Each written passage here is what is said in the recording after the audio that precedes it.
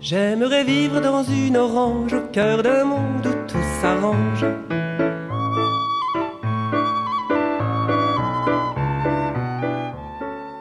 Les femmes et la mer. Ces quelques mots évoquent l'image d'une épouse ou d'une mère, attendant dans l'angoisse le retour des hommes partis en mer et affrontant les éléments. Et pourtant, les femmes ne restent pas oisives sur l'estran. Non seulement elles travaillent dur, mais elles exercent des métiers physiquement très exigeants et socialement peu valorisés, souvent en lien avec la mer. La pêche à pied est attestée depuis au moins le XVe siècle. C'est une activité professionnelle qui représente un secteur important de l'économie du littoral jusqu'à la Seconde Guerre mondiale.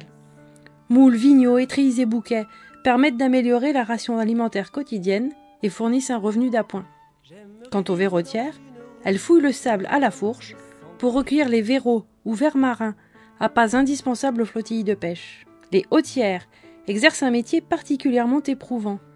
Elles acheminent le poisson du bateau à la criée dans des hôtes en osier transportés à dos de femmes. Il s'agit d'une véritable profession réglementée. Elle dispose donc d'un numéro d'immatriculation et d'une autorisation. Le chargement pèse jusqu'à 40 kg, et même davantage lorsqu'il s'agit de galets.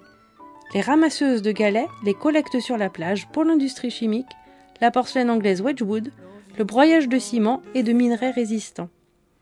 Ce n'est pas la seule richesse que l'on exploite sur le bord de mer, comme en témoigne Rose Duchemin, ramasseuse de varech citée par Alphonse Karr dans Histoire normande.